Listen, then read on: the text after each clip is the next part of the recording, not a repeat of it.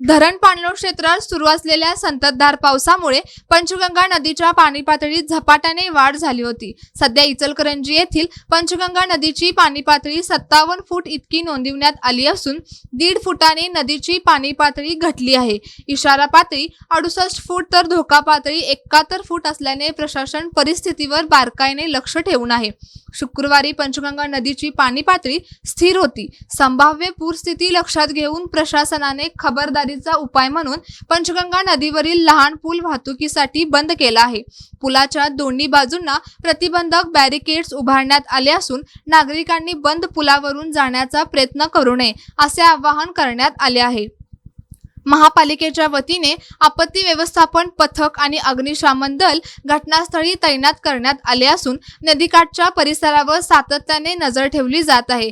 पूरस्थिती उद्भवल्यास तातडीने मदत कार्य करता यावे यासाठी आवश्यक यंत्रणा सज्ज ठेवण्यात आली आहे। दरम्यान नदीकाठच्या नागरिकांनी सतर्क राहावे, अफवांवर विश्वास ठेवू नये आणि प्रशासनाकडून वेळोवेळी दिल्या जाणाऱ्या सूचनांचे पालन करावे असे आवाहन करण्यात आले आहे। धरण क्षेत्रात पावसाचा जोर कायम राहिल्यास पुढील काही तासात पंचगंगा नदीच्या पाणी पातळीत वाढ होण्याची शक्यता असल्याने प्रशासनाने परिस्थितीवर लक्ष ठेवून आवश्यक उपाययोजना सुरू केल्या आहेत।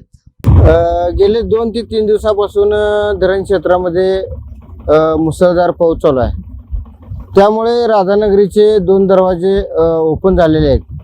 त्यामुळे इचलकरंजी पंचगंगा नदीची पातळी वाढण्याची शक्यता आहे। तर इचलकरंजी महापालिका आपत्ती व्यवस्थापनच्या वतीनं या ठिकाणी सतर्क राहण्यासाठी नागरिकांना आवाहन करण्यात आलेलं आहे। त्याच पद्धतीनं कोणतीही जीवितहानी होऊ नये म्हणून नदीकाठावर आपल्या यांत्रिक बोट व फायर फायटर व त्याचे जवान या ठिकाणी तैनात करण्यात आलेले आहेत। आज जर पाण्याची पातळी बघितली तर 57 फुटावर आहे।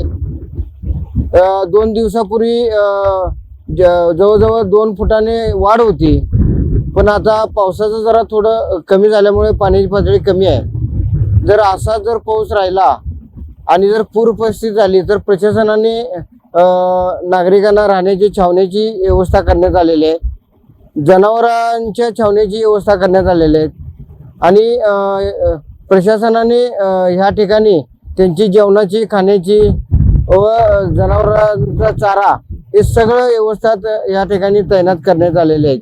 जवळजवळ आम्ही 42 छावण्या तैनात करण्यात आलेल्या आहेत। तरी कोणताही अनुचित प्रकार घडू नये म्हणून आमची या ठिकाणी टीम सतर्क आणि जबाबदारीने या ठिकाणी 24 तास पारा व बंदोबस्त करतायत। धन्यवाद।